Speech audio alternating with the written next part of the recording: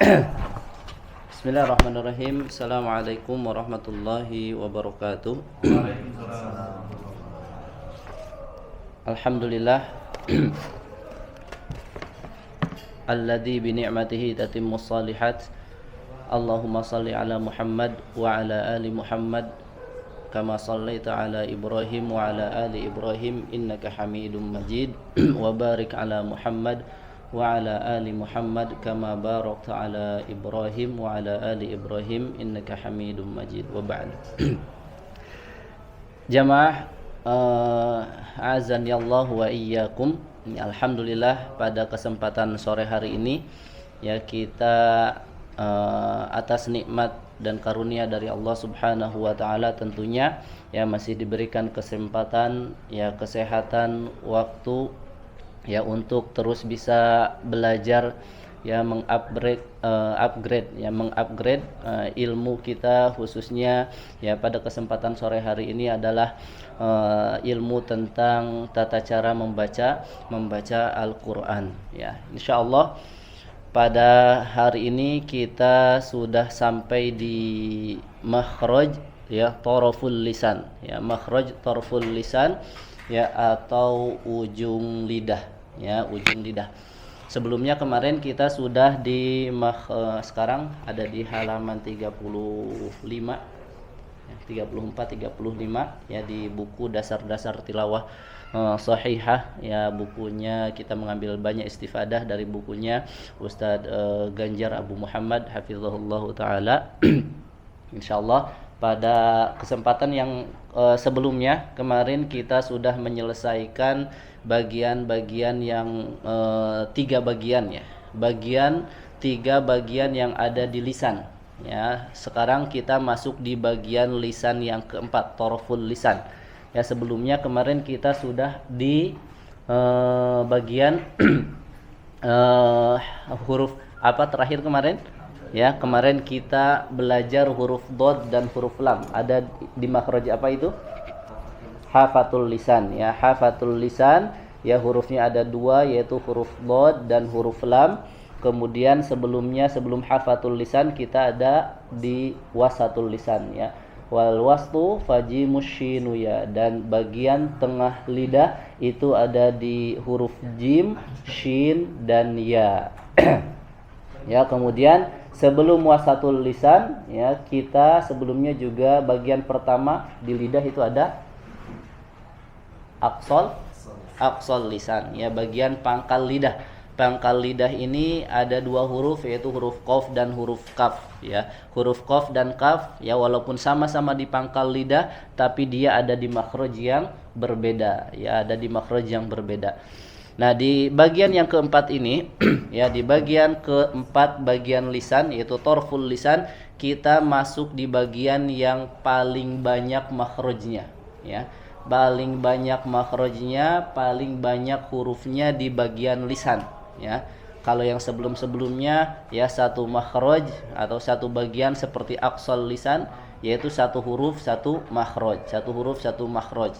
Ya, wasatul lisan tengah lidah itu satu makhraj ada tiga huruf ya. Kemudian di bagian yang terakhir kemarin itu bagian hafatul lisan, bagian sisi lidah yang terdiri dari dua huruf ya. Di tarful lisan ini nanti ada 5 makhraj ya, ada 5 makhraj yang juga dia mencakup banyak huruf ya, kurang lebih ada 11 huruf nanti di tarful lisan bagian ujung lidah. Ya, hadirin yang dirahmati oleh Allah Subhanahu wa taala ya, tapi perlu kita pahami perlu kita ketahui bersama ya, bagian ujung lidah ini sebagaimana yang sudah kita pelajari ya dan sudah kita bahas kemarin ya. Berarti tarful lisan ini, bagian ujung lidah ini bukan bagian ini ya, bukan bagian ujung sini. Ya, karena dia masuknya di bagian apa ini? Sisi lidah ya, bagian muntaha al-hafah ya, muntaha al-hafah, dia bagian sisi lidah. Jadi yang dimaksud taraful lisan itu bagian yang ada di permukaannya, bagian di permukaan bagian atas. Jadi lidah itu ada bagian permukaan, kemudian ada sisi ya sisi lidah. Nah, yang bagian permukaan inilah yang disebut bagian lidah. Ya, ada yang di pangkal, kemudian ada yang di tengah, ada yang di ujung. Nah, jadi yang di ujung ini bagian permukaannya, di atas sedikit ya daripada sisi lidah. Ya, karena ya bagian sisi-sisinya itu bagian tersendiri lagi di bagian atau di pembahasan tentang makharijul huruf. Ya, jadi contoh misalkan nanti ada huruf dzal ya, nanti contoh misalkan ada huruf dzal di bagian ujung lidah ya. Huruf dzal ada yang sudah tahu makhrajnya di mana? Ujung lidah menempel atau menyentuh ke ujung gigi seri bagian atas ya. Nanti huruf dzal itu 3 huruf ya, huruf dzal, kemudian huruf dha, satu lagi huruf sa ya. Itu adalah makhrajnya di bagian ujung lidah menempel ke ujung gigi seri bagian atas. Jadi otomatis bagian muntaha al-hafahnya ya, bagian ujung sisi lidah ini harus nampak dari luar. Ya, karena dia tidak, yang nempel itu bukan ujung sisi ininya ya. Bukan ini nempel ke gigi. Ya, misalkan ini gigi misalkan. Jadi bukan yang nempel itu bukan bagian sisi lidahnya. Tapi seperti ini. Jadi bagian muntahanya ya, bagian sisi lidah bagian paling depan itu harus terlihat dari luar. Ya, za az, coba ya, id uz za zi zu ya. Jadi ketika mengucapkan 3 huruf ini ya, yang menyentuh ujung gigi seri bagian atas itu adalah bagian permukaannya, jadi bukan bagian ininya. Jadi kalau nanti yang menyentuh bagian ininya jadi kurang sempurna ya, dan itu adalah makhraj dari huruf yang lain ya. Makanya ya nanti ketika kita membaca huruf-huruf ya, terutama bagian ujung lidah ini harus kita fahami betul-betul ya unsur atau 2 unsur makhrajnya ya. Unsur pertamanya apa, kemudian unsur yang keduanya menyentuh apa, itu sama-sama harus kita fahami ya, agar kita bisa menyempurnakan pengucapan huruf-huruf hijaiyah, khususnya ketika membaca Al-Qur'an. Jamaah yang dirahmati oleh Allah Subhanahu wa taala, ya sekarang kita bahas torful lisan ya. Di sini di bagian ke halaman 34 ya. Torful lisan adalah bagian lidah yang berada di depan dekat dengan bibir ya, dekat dengan bibir atau disebut juga ujung lidah. Padanya ada 5 makhraj untuk 11 huruf ya. Jadi di makhraj ujung lidah ini memang makhraj yang paling banyak ya, bagian makhraj yang paling banyak juga huruf-hurufnya yang banyak. Yang pertama huruf-hurufnya apa saja ya, insyaallah pada kesempatan hari ini kita belajar 1 huruf saja ya, huruf nun sedikit-sedikit. Yang penting insyaallah kita tetap bisa memaksimalkan pada latihan-latihannya ya. Pada sore ini juga insyaallah nanti ya, karena di sini latihannya cuma sedikit ya di bagian huruf nun ya, hanya memasukkan 4 contoh di sini ya Ustadz Ganjar. Nanti kita ngambil contoh dari bacaan-bacaan surat yang sudah kita pelajari sebelum-sebelumnya ya, yang berkaitan dengan huruf nun. Yang pertama hurufnya itu adalah di bagian toroful lisan ya, bisa toroful lisan atau toroful lisan ya. Kalau di matan Al-Jazari ya, wa min torofihi tahtu ja'alu ya, ini di sini ya, wa nunu min torofihi tahtu ja'alu ya. Dan yang pertama adalah huruf nun ya. Huruf nun di mana makhrajnya? Jadikan huruf nun ya, di sini jadikan itu dari kata ij'alu ya. Ij'alunya ada di kata terakhir tapi kita terjemahkan di bagian depannya ya. Jadi jadikanlah huruf nun min torofihi, dari ujungnya ya, dari ujung. Maksudnya hi di sini berarti kembali ke lidah ya, karena pembahasan di sini membahas tentang makhraj lidah. Ya, dari jadikan huruf nun itu ya, cara pengucapannya membacanya dari ujung lidah tahtu ya, di bawah ya, di bawah, maksudnya di bawah makhraj sebelumnya, yaitu makhraj huruf lam ya, karena sebelumnya sebelum nun dia di huruf lam, dod, lam, kemudian nun ya. Maka ya ya, di bait ini ya, Imam Ibnu Al-Jazari rahimahullahu taala ya mengatakan, dan jadikanlah huruf nun itu dari ujungnya ya, ujung lidah di bawah makhraj huruf lam ya. Di sini ada gambar Nah, perhatikan, tetapi dia masih di gusi ya. Hanya lebih bawah sedikit dari makhrajnya huruf lam ya, tapi masih di bagian gusi. Artinya tidak menempel ke bagian giginya. Yang ini. Enggak yang satu yang bulat jatuh kayaknya. Ini. Oh iya.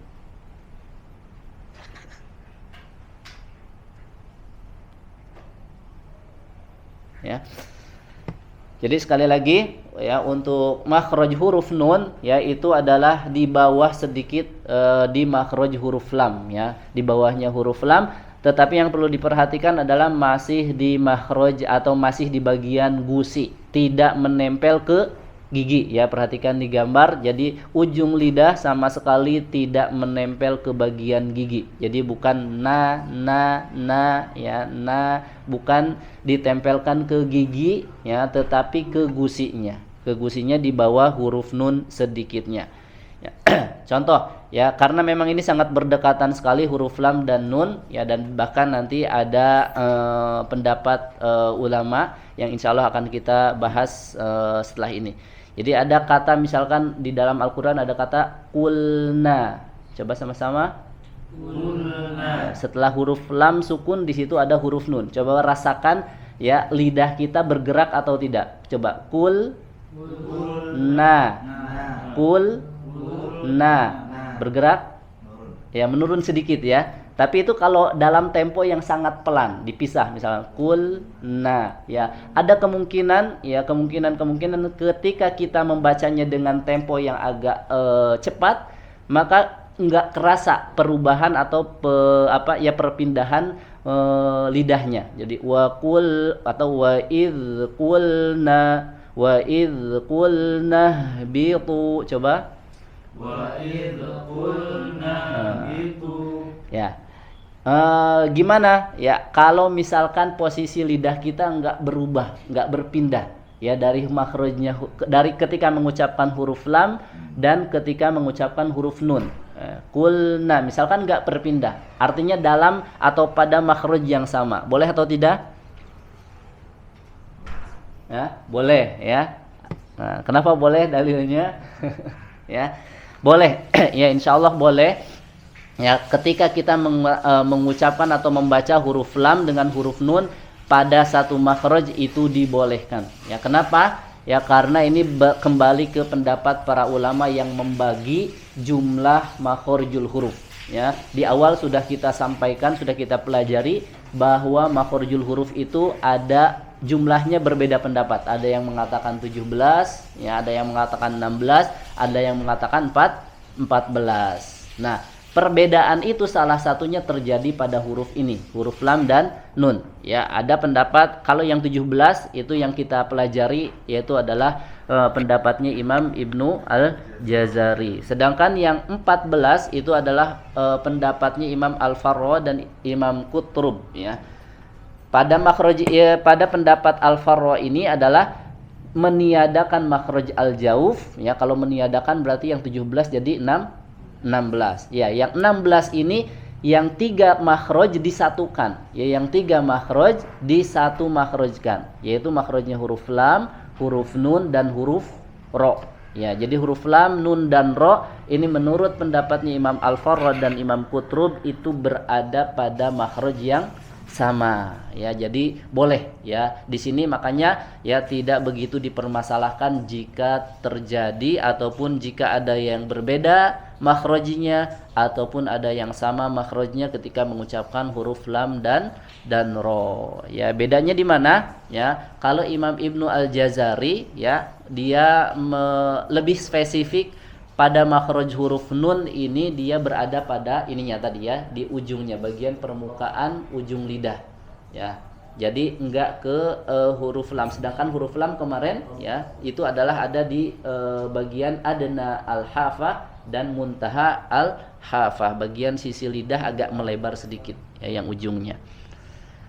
Ya, intinya insyaallah tidak begitu dipermasalahkan ketika kita mengucapkan huruf nun dan huruf lam pada makhraj yang sama. Coba al,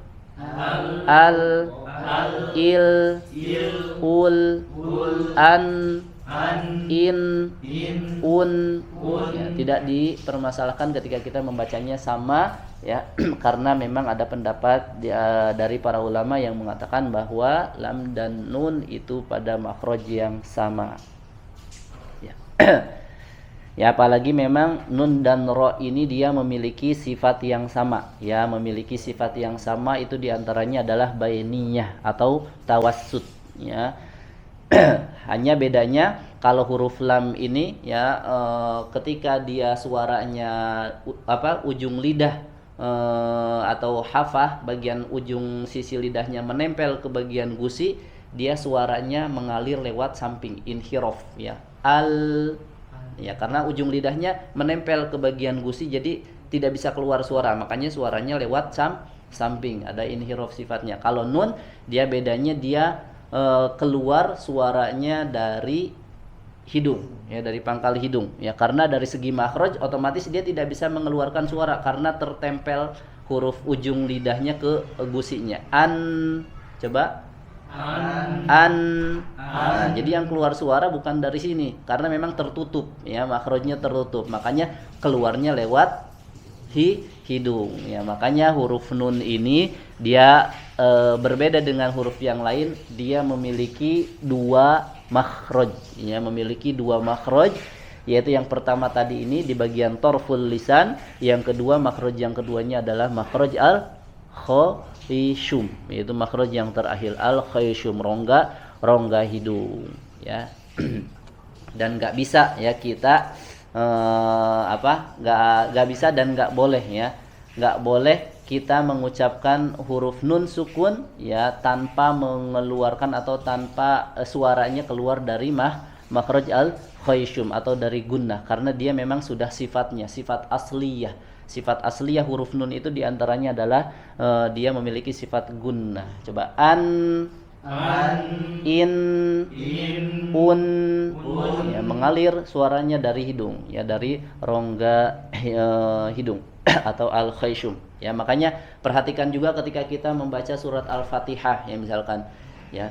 Jadi alhamdulillahi rabbil alamin ya, jangan terputus suaranya tidak menggunakan huruf nun.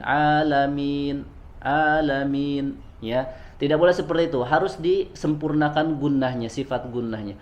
Alhamdulillahi rabbil alamin, harus terasa gunnahnya karena memang itu adalah sifat asli huruf nun dan mim ya. Satu lagi huruf gunnah itu ya, wa gunnatum makhrajuhal khayshum, dan huruf gunnah makhrajnya di khayshum itu adalah huruf nun dan mim. Ya. Tadi ya huruf nun ini ketika dibacakan ya pada makhrajnya tidak boleh nempel ke gigi ya, dan itu mungkin terbiasa kalau kita ngobrol pakai bahasa Indonesia, kalau membaca huruf nama ya itu pasti nempelnya ke gigi ya, nama misalkan, dan kalau ada huruf-huruf yang huruf N ya di dalam bahasa Indonesia.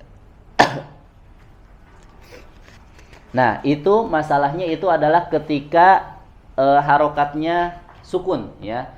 Ketika harokatnya sukun maka dia sifat aslinya gunnah ya, harus dikeluarkan juga suaranya dialirkan dari rongga hidung. Nah bagaimana kalau berharokat nunnya dalam kondisi berharokat baik fathah atau kasrah atau dhammah, apakah dia masih memiliki sifat gunnah? Na, ni, nu masih memiliki sifat gunnah atau tidak? Ada dikit, ada yang enggak, ada yang ada dikit ya. Ikhtilaf.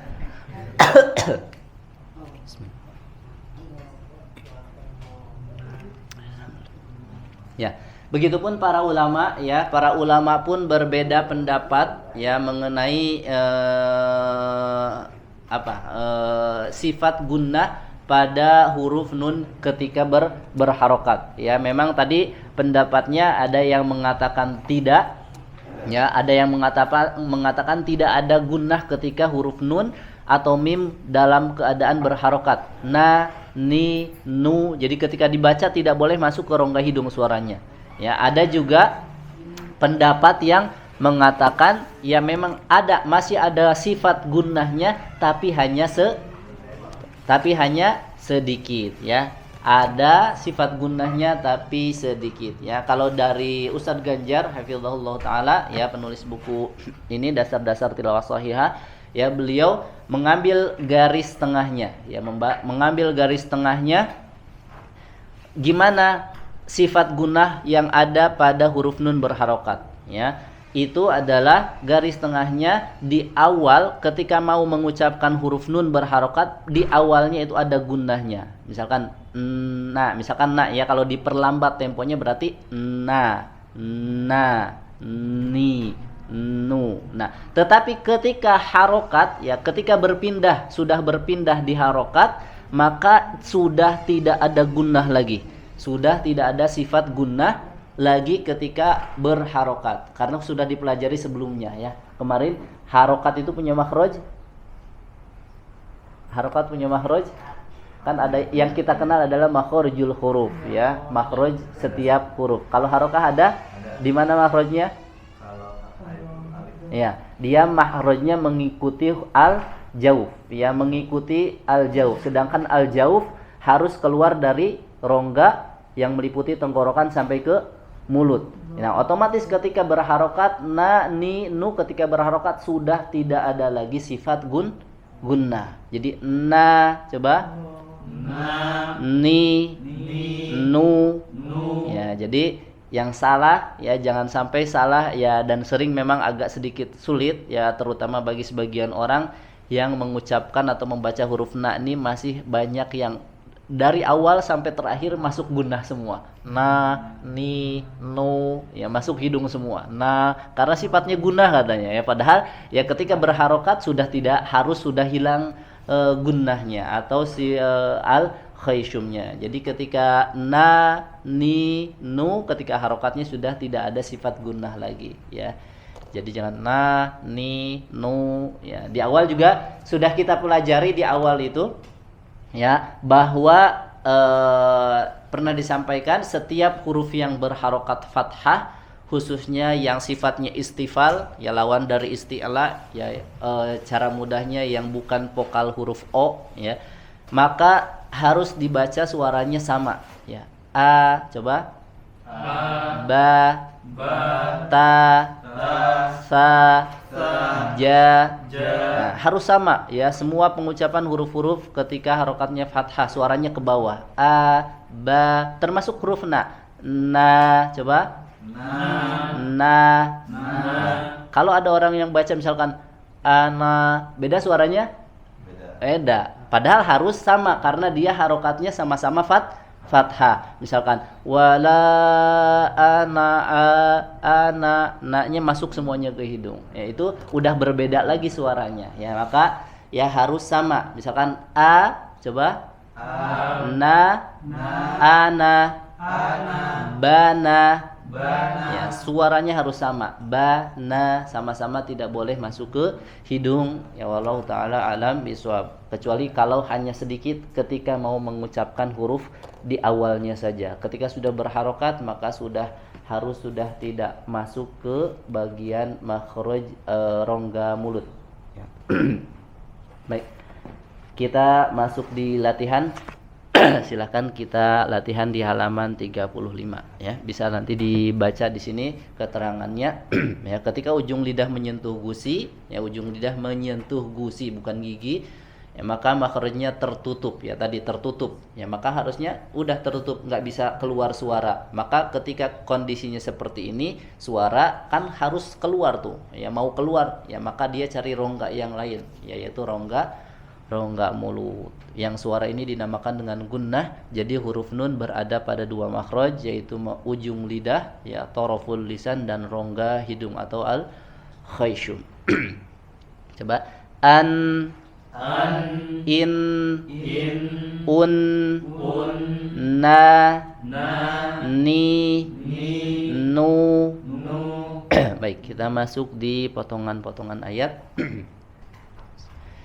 Lam yatmithunna insun qablahum wala jan.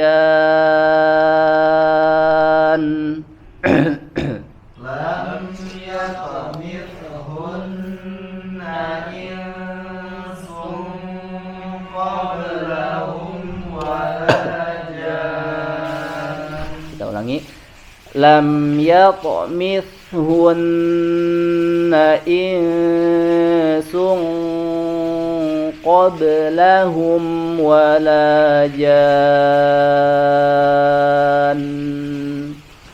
Lam yatmithunna insun qablahum wala jan. Huruf jim di situ wala ja, ya pada asalnya dua harokat ya, tapi bertemu dengan huruf sukun ya, atau ada tasydid di situ, maka dia masuk di mad apa? Ada di situ namanya jadi mad lazim ya, maka dia dibaca panjang menjadi 6 harokat. Wala jan ya. Dan di situ huruf nunnya ya sekali lagi tidak boleh langsung hilang. Wala jan ya, tidak boleh langsung hilang. Tahan dulu di situ ya, terutama di sini ada tambahan gunnah ya, ada tambahan gunnah ya, karena dia memiliki nun atau memiliki tanda tasydid ya, maka gunnahnya harus ditambah ya. Itu nanti kita pelajari ada tingkatan gunnah ya, marotibil gunnah ya, ada yang akmil ya, ada yang sempurna, ada yang nakis, ada yang angkos ya, ada yang sempurna sedikit, ada yang paling sedikit. Maka di sini ya, maka ada tambahan gunnahnya. Wala jan. Silakan. Wala jan. Maka termasuk di lam yatmithunna, di situ juga ada tambahan gunnah karena nunnya ya ada tasydidnya. Insu ya, di situ ikhfa juga sama ada tambahan gunnahnya ya. Lam yatmithunna insun qablahum wala jan. Lam yatmithunna insun qablahum wala jan. Qad tebal, baknya tipis. Qobe ya, jangan baknya jangan ikut tebal, jangan qablahum. Jadi tipiskan dulu, sempurnakan posisi lidah kita. Qablahum. Baik, kita di contoh kedua. Tajri min tahtihimul anharu fi jannatin na'im. Tajri min tahtihimul anharu fi jannatin na'im. Jim qalqalah sama, sebelumnya ada qalqalah juga di huruf to ya, dipantulkan. Tajr, dan pantulan huruf jim ya, ingat-ingat tidak boleh ada angin ya, tidak boleh ada angin atau tidak pecah suaranya, jangan taj ya, tapi dikuatkan. Tajri mi ya, mi ro-nya di sini harokat kasroh, maka dibaca tipis. Tajri mita ya, ikhfa ada tambahan gunnah. Min tahtihimul anha an. Nah, di sini ada nun sukun ya, masuk hidung apa enggak suaranya?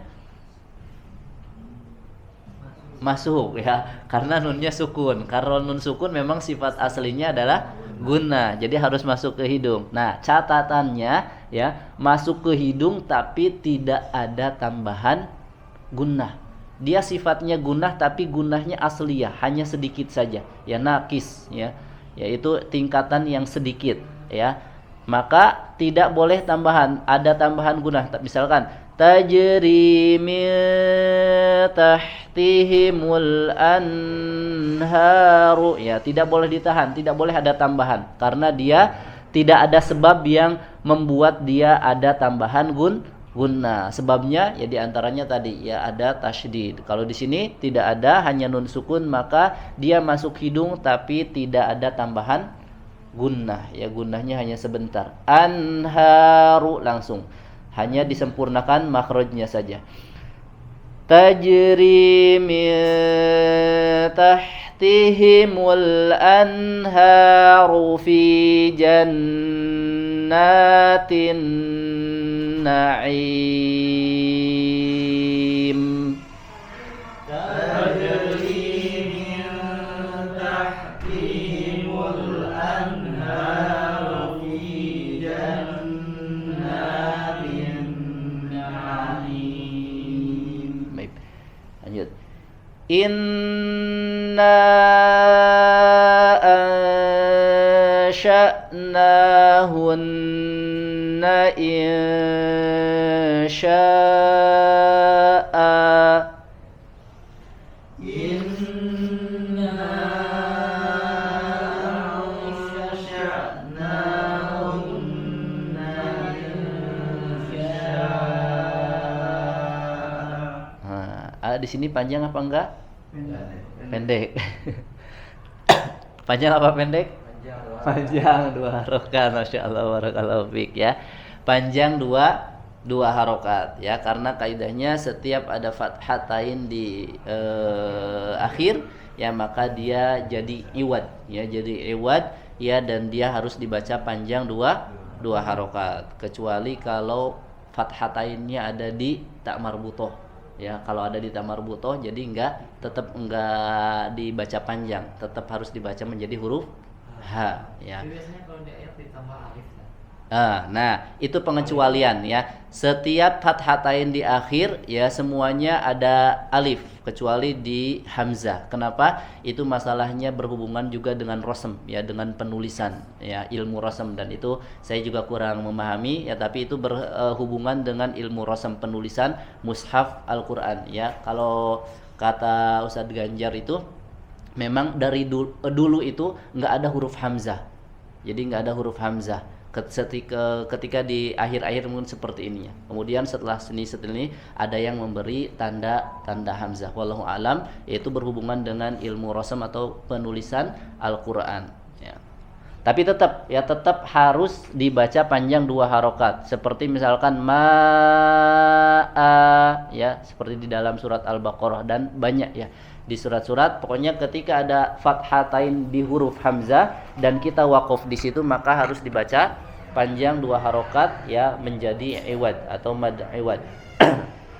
Kita ulangi. Inna ansha'nahunna insya'a.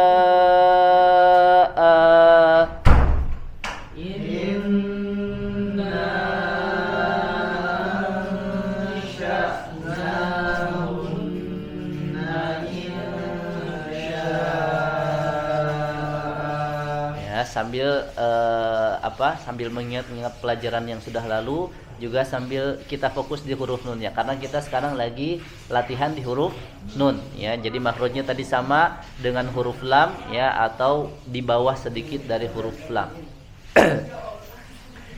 Innal muttaqina fi jannatin wa 'uyun.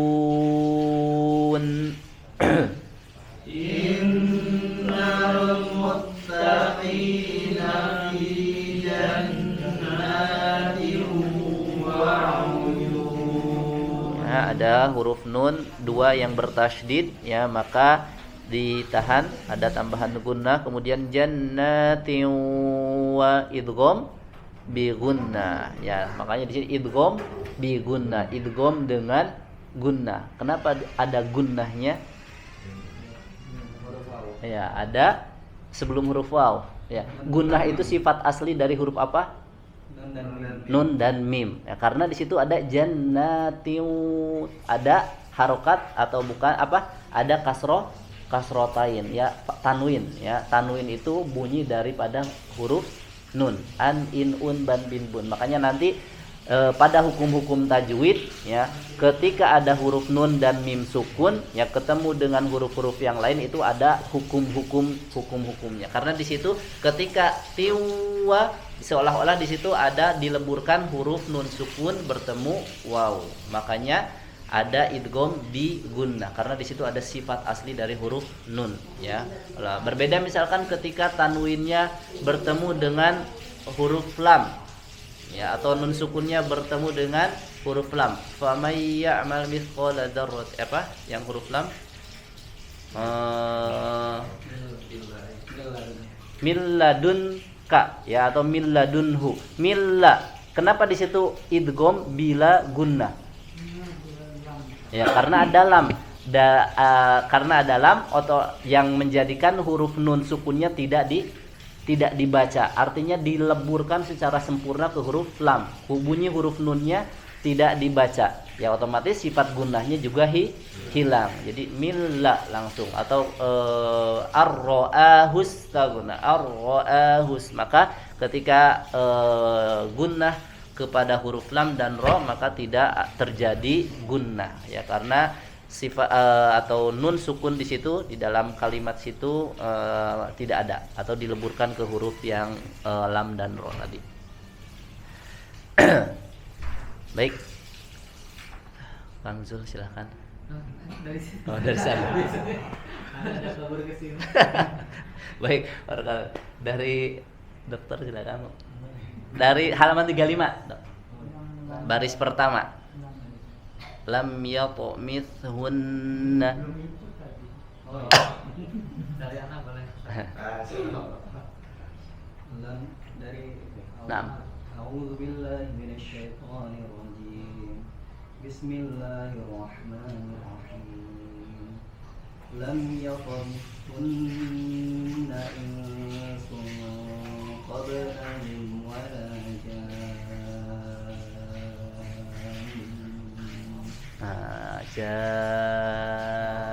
Masih kepanjangan ya, 6 harokat ya, 6 harokat boleh kita sambil pakai jari kalau mudah ya, walajan.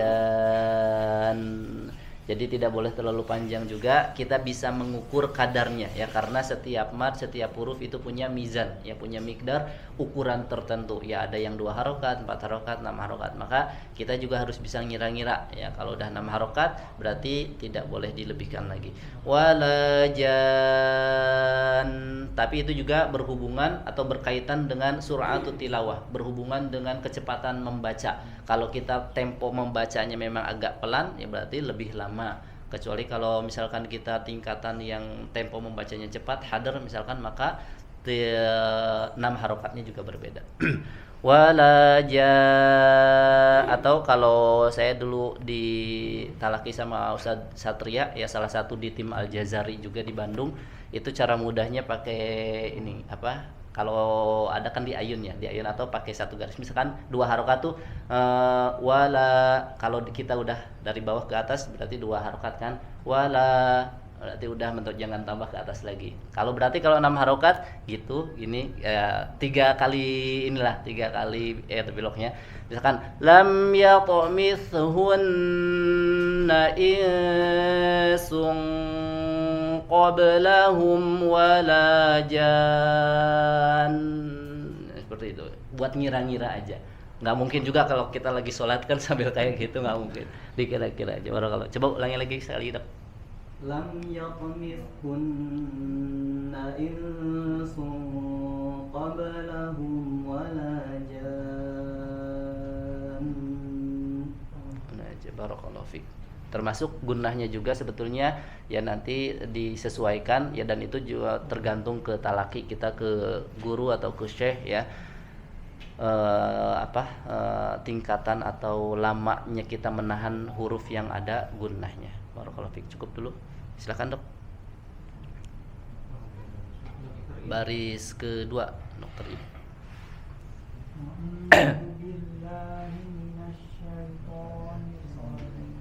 Langsung ke ayatnya.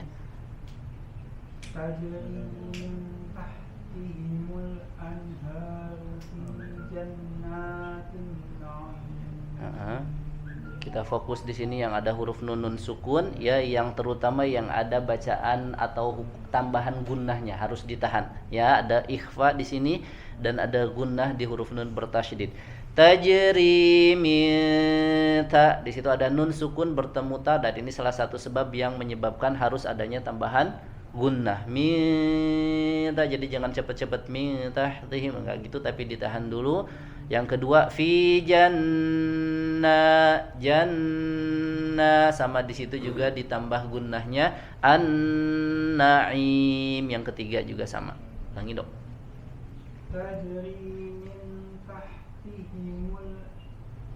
Min tahtihimul anharu fi jannatin na'im. Na'im, nun dan ain ya sama-sama tidak boleh masuk ke hidung. Fi jannatin bukan na'im ya. Kalau kita masih ke hidung masuk, berarti perlu dilatih lagi ya. Ya harus, karena memang ya terutama nun juga tadi ketika berharokat ya tetap tidak boleh masuk ke hidung ketika pengucapan harokatnya. Na'i fi jannatin na'im. Ya, ulangi coba. Fi jannatin na'im. Masih ke hidung, perlu dilatih lagi dong. Kalau lebih enggak apa-apa. Masuk ke khoisyum, pangkal atau rongga hidung. Silahkan Rehan. Baris ketiga.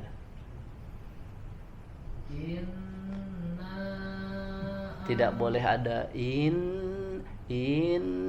itu ada isba ya, melebihkan kadar harokat. Yang satu harokat harusnya agak melebar, jadi harusnya in langsung masuk di huruf nunnya, jadi ada in kayak ancang-ancang gitu, langsung masuk ke huruf nun.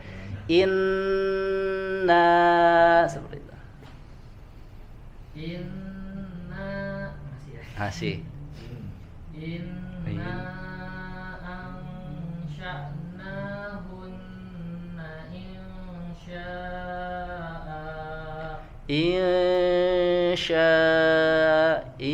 ikhfanya mendekat ke huruf shin, ish dan tipis ya, bukan insya tapi insya.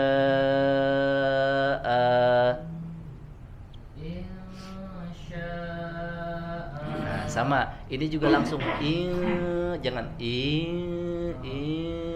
jangan, jadi harus langsung insya. Inna ansha'nahunna insya'a. Inna ansha'nahunna insya'a. Barakallahu fiik. Tafadhal. Innal muttaqina fi jannatin wa 'uyun. Jannatin wa, di sini masuk ke hidung apa enggak suaranya? Masuk. Ya, karena idgham bi gunna. Jadi suaranya memang harus masuk ke hidung. Harus masuk ke hidung. Fi jannatin, memang harus ke hidung. Ya, berbeda dengan huruf waw yang memang asli tasydid. Tidak ada nun sukun atau tanwin. Ya kalau misalkan waw tasydid ya bukan, atau enggak ada nun sukun dan tanwinnya, maka itu betul. Ya misalkan ada di surat At-Taubah itu, baca dulu. Silakan Kak. Innal muttaqina fi jannatin wa 'uyun. Ya. Ya, karena idgham bi gunnah juga merupakan yang sempurna, kita harus masuk ke hidung suaranya. Innal muttaqina fi jannatin wa uyun. Sekali lagi. Innal muttaqina fi jannatin wa uyun. Ya, contoh ya. Contoh misalkan di surat Al-Fatihah ya. Ada ayat iyyaka. Iyyaka, di situ ya-nya ada tasydidnya.